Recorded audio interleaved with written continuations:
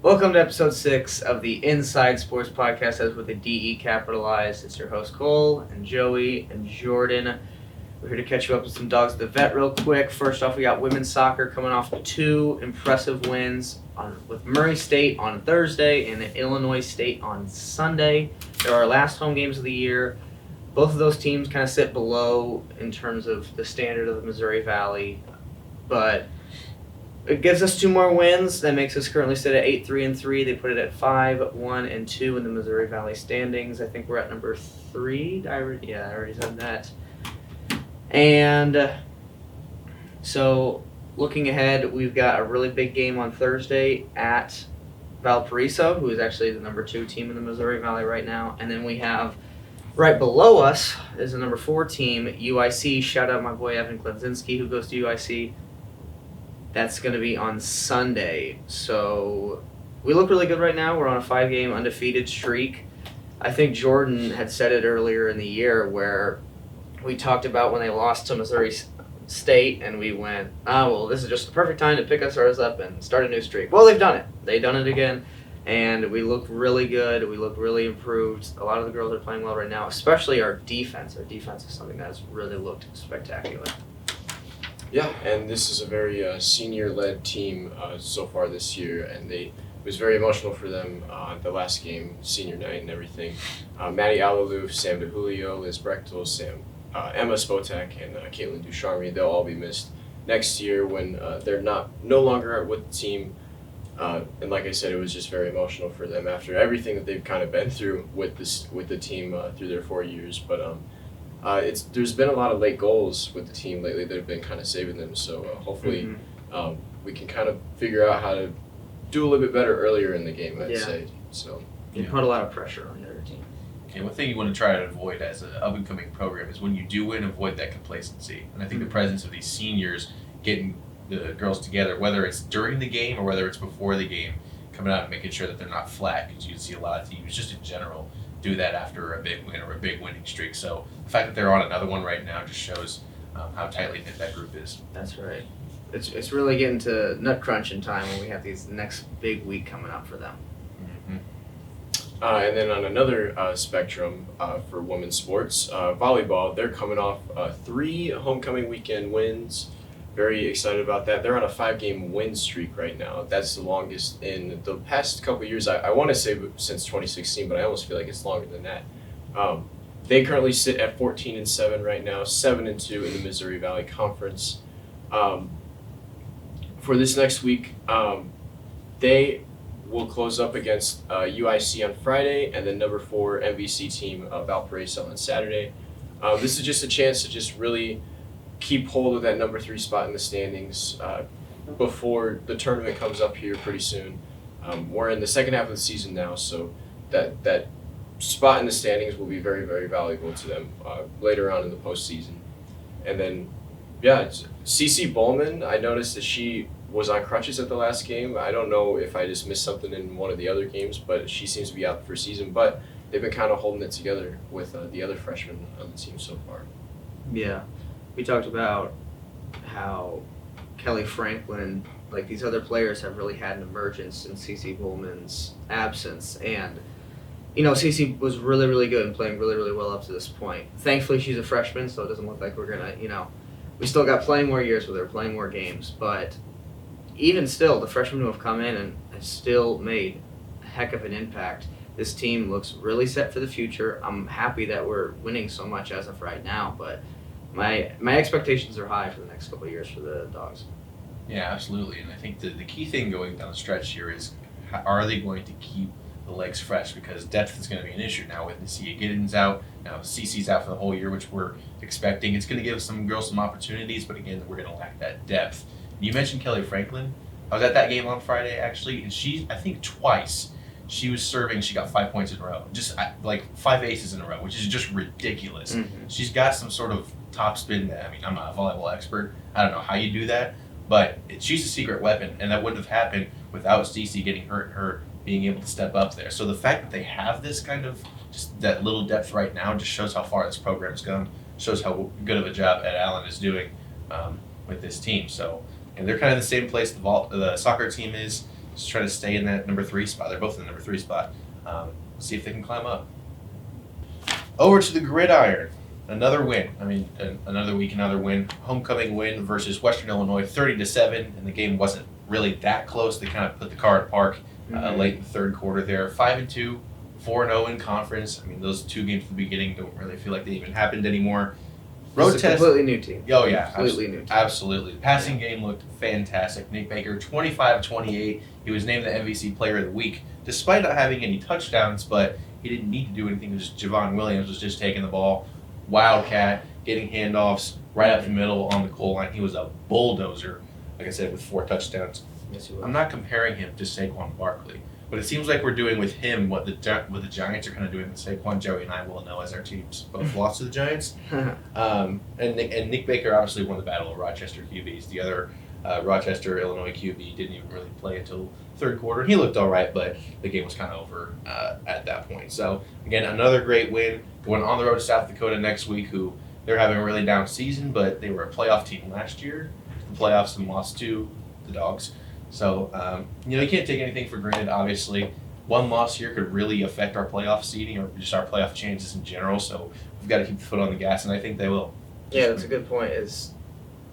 Last year we talk a lot about they start out the year so awesome that I think they had to be humbled in some sense when they go to a Northern Iowa and lose, and Missouri State comes home and loses. We can't get complacent right now, and if we get complacent against South Dakota next week, because we really have been rolling, but if we get complacent, that's where we're going to get ourselves in tricky situations, because that was a playoff team last year. And even though they're struggling, we were struggling 2 games into the year. And that's what kind of sucks. You talk about playoff seeding, is we'd be looking so good right now. Now, Incarnate Word's a very good team, and we shouldn't have lost that game to SEMO. I still stand by that. But you couldn't afford to lose those. It really starts to hurt you now, because we could be sitting in a place where we're 6-1, 7-0, with a really, really nice ranking heading into the tournament, because that's what we have to start thinking about coming up. So it's good. I'm still happy with the way that they've played, but we have to not be complacent. You can't be complacent when you put yourselves in the situation of we're now 5-2 instead of a potential 6-1 or something along those lines. Right. We could be 6-1 if it wasn't for the Zebras right now. That's right. The SEMO game, but The Zebras didn't help, but I can't believe they stayed. It's SEMO. I will stand by that. It's SEMO. But something I just wanted to mention right now, Javon was obviously great, but I think he has a big thank you to give to his offensive line, because we've been winning right there up in the trenches on both sides of the ball, offense and defense. His O-line was just getting after it last weekend. So I think just another thank you to his offensive line. He might need to buy them dinner one day this week or something like that, but they're doing great up there in the front. Absolutely. It's been impressive to watch. And as great American philosopher Al Davis said, just win, baby. Just win, baby, win. Yeah. It's clear. If you are not following SIU Sports, what the hell are you even doing? All 3 are trending up. It's really exciting. No interview today, so I guess we'll see you guys in the Told You So segment. This Told You So segment is going to be a little bit shorter today. I personally went 7 for 7. No biggie or anything. Just what are we calling it? CPP. It's now at 69%. Correct pick percent. Pretty fun. So I'm at 23-10. Oklahoma won at home. Number 4 Michigan won at home. Number 18 Syracuse won at home. Number 13 TCU won at home. Turns out you just picked the home team. Just pick the home team. And then you got Tennessee at home. Game of the year for Game of college the year. football. That one was awesome. I'd love to dive deep on that. It's all right. I'm sure everybody's watched it. Just go watch the highlights. Yes. Number 22 Kentucky won. You guessed it, at home. And then finally, number 20 Utah at home. I got a lot of home ones here, so hopefully that'll end up trending. We got number 14 Syracuse versus number 5 Clemson. Give me Clemson. Death Valley. I love Syracuse this year, but we've just seen Clemson's getting all of those games that you would want to be in Death Valley to be in Death Valley. If this one's at Syracuse, I don't want to go crazy because I love Clemson's defense, but if you're in that dome and it's, Syracuse, it was a pretty electric dome for the NC State game. Could you imagine it for Clemson, I love Syracuse's offensive coordinator, as I stated multiple times in this podcast. That being said, give me Clemson. Yeah, Syracuse has been Clemson's kryptonite, even when they've beaten them, it's still been close a few times there. Mm-hmm. College football stats went 4-2-1 last week, and since the start of the 2017 season, Syracuse is 12-5 against the spread versus ranked opponents. So even if they don't win this game, I can see them keeping it close. Absolutely. Sean Tucker, their best player, their running back, might have a pretty good game. You saw Florida State did what Florida State did to Clemson last week. Supposed to be a fantastic defensive front, but they gashed them on the ground. So that'd be something to look out for if Syracuse is going to pull off the upset. That's where they would do it. I'll tell you what, if Syracuse pulls off the upset, I sure hope that Sean Tucker will be pleased with his performance. Those who follow his Twitter after the game, he gives a really funny. You should really check out his Twitter. So I want to know, would your pick change if this was in Syracuse? Yes, I would pick Syracuse. Really? I would honestly go that whole way. That offensive coordinator, I can't because it's in Death Valley, but that offensive coordinator for Syracuse is going to get a head coaching job, or at least he should. He took over Virginia's offensive coordinator position for the last couple of years, and he made Brennan Armstrong look like the next reiteration of Peyton Manning. He's doing the same thing with Garrett Schrader. I mean, who heard of Garrett Schrader before the season? Now he's like PFF, now granted it's PFF, but he's PFF's like highest graded quarterback for multiple weeks here. Next game, we got my Longhorns, horns up, versus number 11, Oklahoma State. This one, if we come away with this one, I feel very positive about our team. Now, last week, those listening who saw the Iowa State game last week, I'm telling you right now, they were looking ahead to this one. They were hiding a lot of the playbook. We ran it a lot. Expect Quinn to throw it a lot this next game. It's going to be a tough one, though, because it's in Stillwater. If it was at Austin, I'd feel a whole lot better. Texas still has some glaring holes, but man, when we just... I mean, we're that team when we play like it. So this is going to be arguably our most important game of the year. This can make us go, whoop. It's like the Northwestern game for SIU. We lose that one, you go, God, we're 0-3. If they win this one, it kind of propels us toward the rest of the year. I don't know who we can't beat, so I just don't know. I want to go Texas with this one. I could not pick Texas. Come on. No, I totally agree with you. We're a Texas podcast now. We are manifesting them toward the college football playoff. That's right. Right. Unfortunately, the stat is going to disagree with you here a little bit. They don't know what they're talking about. We all know how bad Mike Gundy, Oklahoma State, have been against Oklahoma. I mean, they call it a rivalry. That hasn't really been a rivalry. It's like 88-19 history series. But since 2010, he's been 7-4 versus Texas. Now I know Texas hasn't been very good, but it's not like Oklahoma State's going undefeated every single year. That's also true. Winning every game. And I'm going to use the same stat I used last week.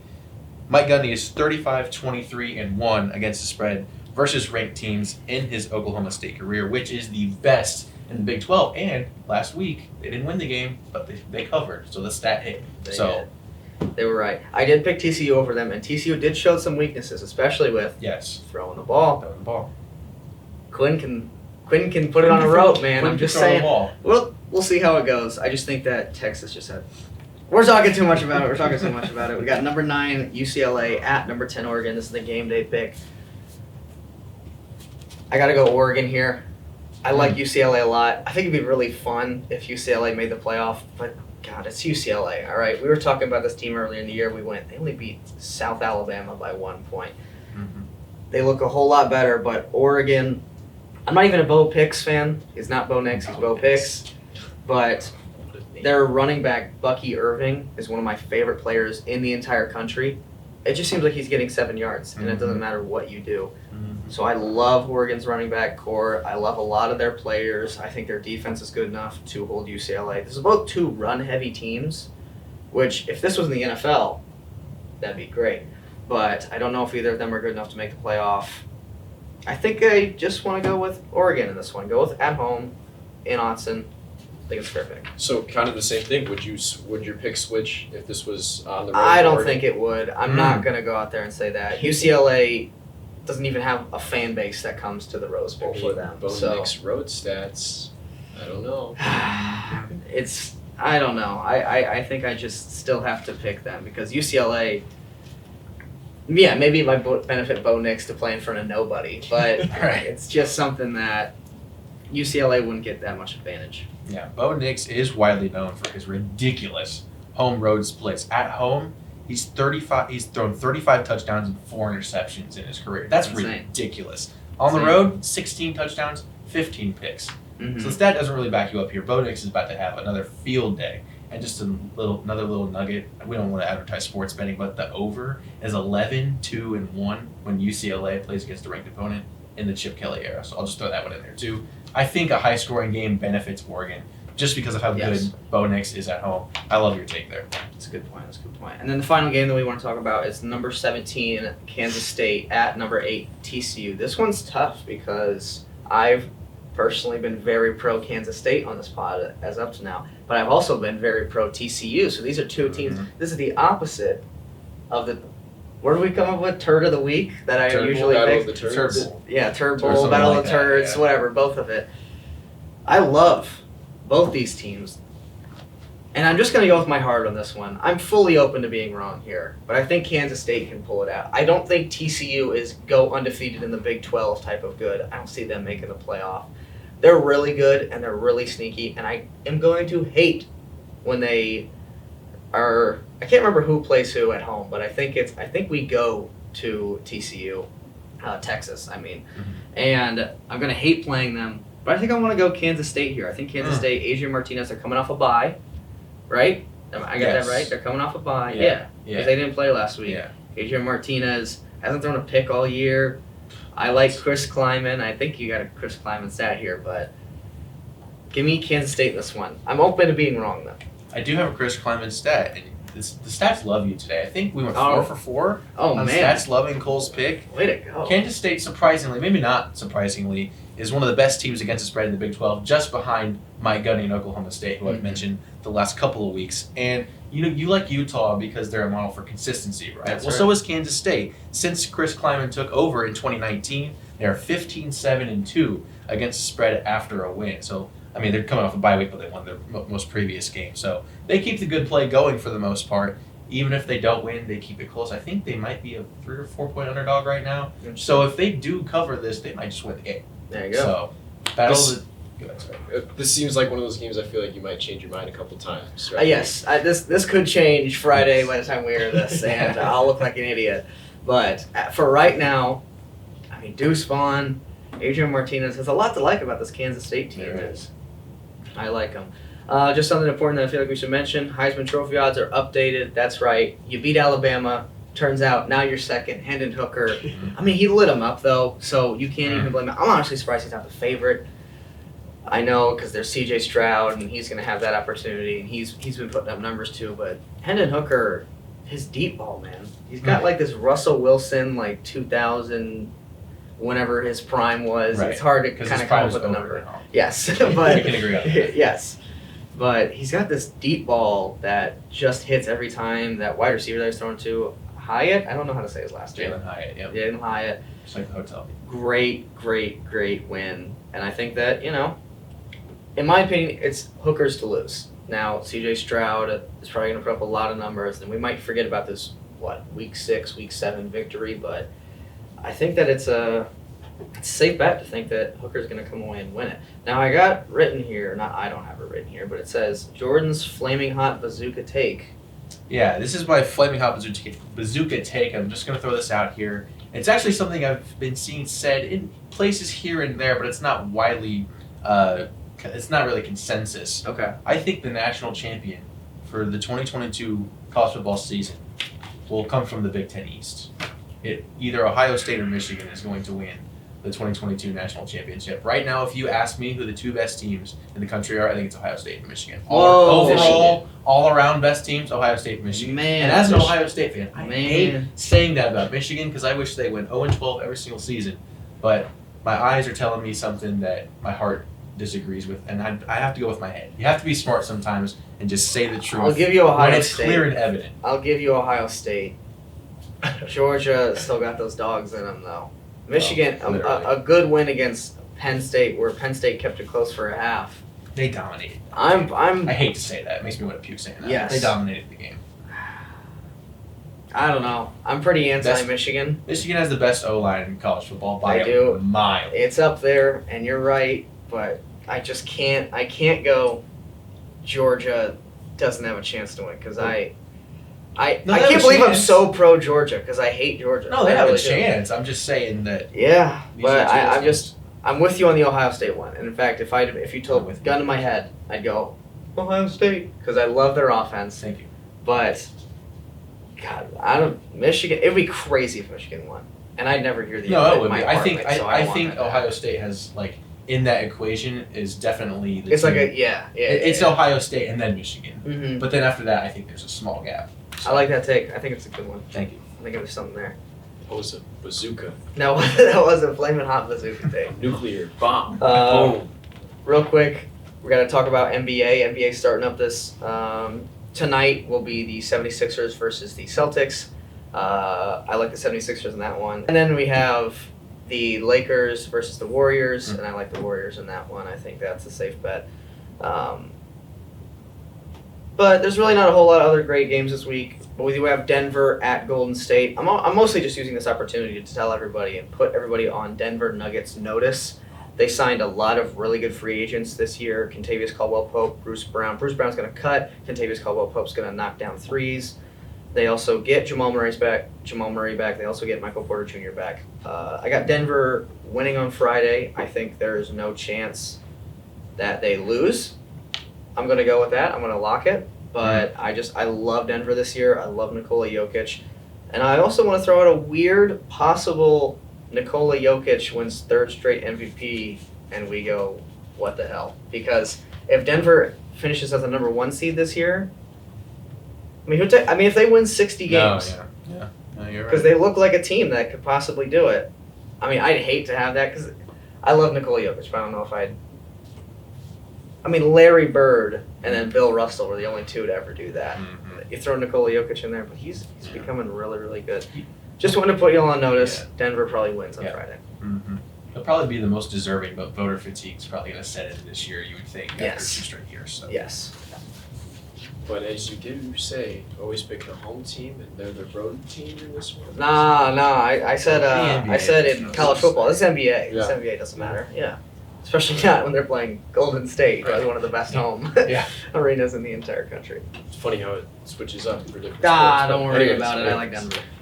Moving on to professional football, in my opinion, the better league. L. Last week I went 4 for 5. Of course, the only team that disappointed me were my Packers. They lost to the Jets. But the Bengals beat the Saints, Bills beat the Chiefs, Eagles beat the Cowboys, and the Chargers beat the Broncos last night on Monday Night Football. I am 19 for 25 on picks this year for a 76% CPP. Got the dub. That's fine. On that. One thing I just want to start off with, I mentioned the Packers lost to the Jets. They just straight up suck this year. There's no discipline on that offense. Your O-line is just in all sorts of out of sync right now. Aaron just cannot throw to any receivers. He doesn't trust any of them. My goodness, they're going to miss the playoffs probably this year. They're not winning the division. Whoa. That's Yep. the playoffs. Yes, more. I- more. Yes. Bears sneak Jordan, in. as the Bears fan, is loving this Yes, right now. Jordan. But I had the worst time of my life these past 2 weeks watching them just play terribly. And they can't stop anything on the run defense whatsoever. And that was supposed to be good this past year. The best part of the team is the pass defense. Vikings have a better record than them, don't they? They do right There now. you go. But we'll see come Well, December, I guess. Yeah, we'll but, notice. But Just important to mention. who knows? We've seen Aaron Rodgers turn around things midway through the season before. I just remember in 2016, it went from 4-6 all the way to the NFC Championship. Who knows if something like that might happen? That's crazy. Yeah, you never know. It might pop perkies and Yeah, or the back to it. Ayushka, or any of that. ayahuasca. Any of that stuff. Ayusha. Ayahuasca. That's how you say it, I guess. But anyways, He's pissed. He's flustered. I'm too flustered just talking about Green Bay right now. But anyways, my 2 games I want to talk about, Chiefs and the 49ers. These are 2 teams that are kind of opposites. The Niners kind of run through their defense, and the Chiefs kind of run through their offense, even though their defense has been kind of good this year, especially on that run defense. Both of them are top 4 in rush yards allowed per game. The Niners are number 2. The Chiefs are number 4. San Francisco, they're number 1 in yards allowed total per game, but Kansas City is more on the lower end of the spectrum. They're number 19. They got some rookies starting in that secondary that makes it kind of iffy over there. But on offense, obviously, everyone knows the firepower they got there. Mahomes, Kelsey, my guy, Marquez Valdez-Scantling, just Andy Reid, that offensive firepower, everyone knows what they can do. Just like that, every game. They're number 1 in points per game, number 1 in points per play. I know you mentioned that stat a couple weeks ago. We love that stat. Mm-hmm. Number 6 in yards per game. Niners, they're not very efficient with that with Jimmy G and everybody. 19 in points per game. They're number 17 in points per game. But they do have Deebo Samuel, who's another weapon. Game changer. Everyone knows about that. I'm going Kansas City here, but I think it's going to be lower because that Niners defense is very, very impressive. Even though it's in San Fran, I think the Chiefs probably roll in this one. My final score prediction, I'm going to go Chiefs 24, Niners 17. The stats are going to agree with you on this one here. They went 3-2 last week, so a winning week for the stats. And they don't really have a brain, so they can't really just pick games. Like you guys can have a great CPP, but Kansas City is 13-3 after a loss in the Patrick Mahomes era. Obviously, they, just like the Packers, well, until last week, they don't like to lose 2 in a row. It's just not going to happen. So Kansas City, I think they're going to win this game. Niners defensive line particularly. I think Bosa, Kinlaw, maybe Armstead as well, all may be out again this week. So if the Chiefs might score a lot of points, and again, Samuel is going to give that secondary some problems, but yeah, stats agree with you on this one.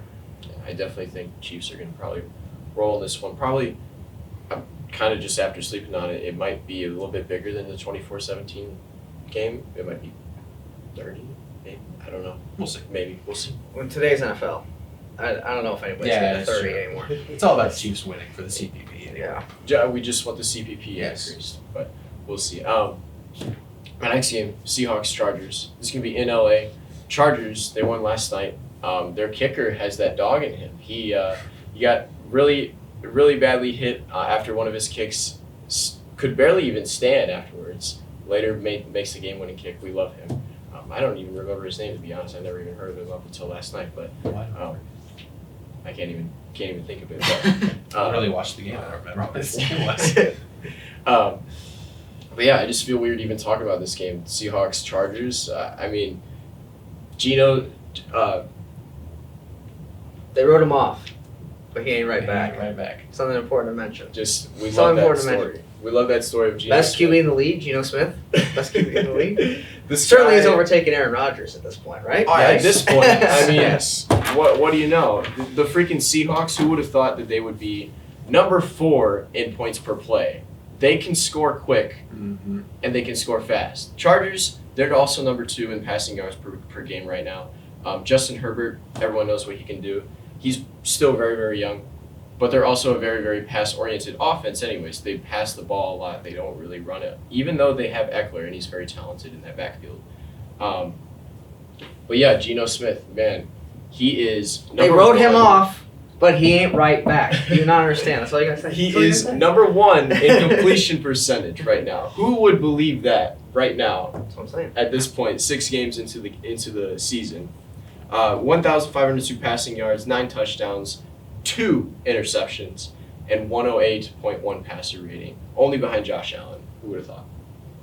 Making some big time throws every game that we love to see. This could be a shootout. Neither defense has really performed the best this year, and they're just kind of similar teams, anyways. But I'm gonna go Chargers here, 36, Seahawks 30.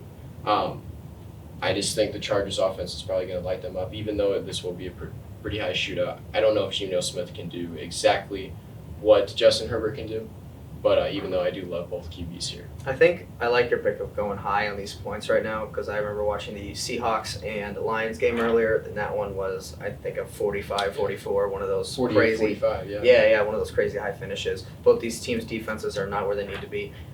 I'm starting to hit the panic button on Brandon Staley as the Chargers head coach.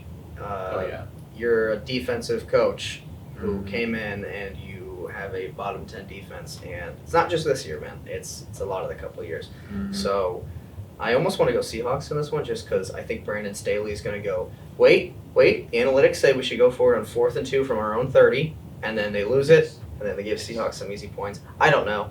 Justin Herbert might as well go off. Seahawks aren't really that great, but Brandon's I'm so anti-Brandon Staley. I just wanted to throw my 2 cents out there. Since Pete Carroll became the head coach in 2010, the Seahawks are 48-31-3 against the spread as an underdog. I think this is like a 6 or 7 point spread. To me, that's way too much. So I would hammer the Seahawks here at this one. I think they have a chance to win the game too. I mean, if anyone watched the Chargers that was a turd bowl last night. That was another turd bowl in prime time. Was that that was last week's turd bowl, wasn't it? It was last week's. It was last week's turd bowl. On Monday Night Football. Any Broncos game immediately qualifies. I do want to mention how that Broncos defense actually is pretty underrated this year, and they, kind of limited. The final was 16-13. So, but Seahawks defense isn't the Broncos defense for sure. Mm-hmm. I definitely think those Chargers are gonna light up that scoreboard. Probably isn't noteworthy to talk about, but you think the Bears pull it out against Bailey Zappi and the Patriots? Ramondre Stevenson's going to run for 250 yards. Bailey Zappi's going to throw for 350. Yes. The only joy I have right now as a Bears fan is just the fact that the Packers are. When I was a 10-year-old, I prayed for the day that a Packers fan would say something like that. So this is better than any Bears win I've ever experienced right now. Was it the Big Cat interview before the season that has cursed Aaron Rodgers? No, it was their refusal to draft wide receivers or sign wide receivers. Let's just be honest. I'm not. Any other players? Yes. Anywhere? The answer is yes. Than... The answer to that question is yes, but we all know the real reason. And Aaron's probably on something every time he plays, and that probably doesn't help us as much as he made it sound like it does. So I'm gonna start crying here after. It's okay, Welcome, come. Yep. Embrace the sun. Stay a while. NFC North, poverty.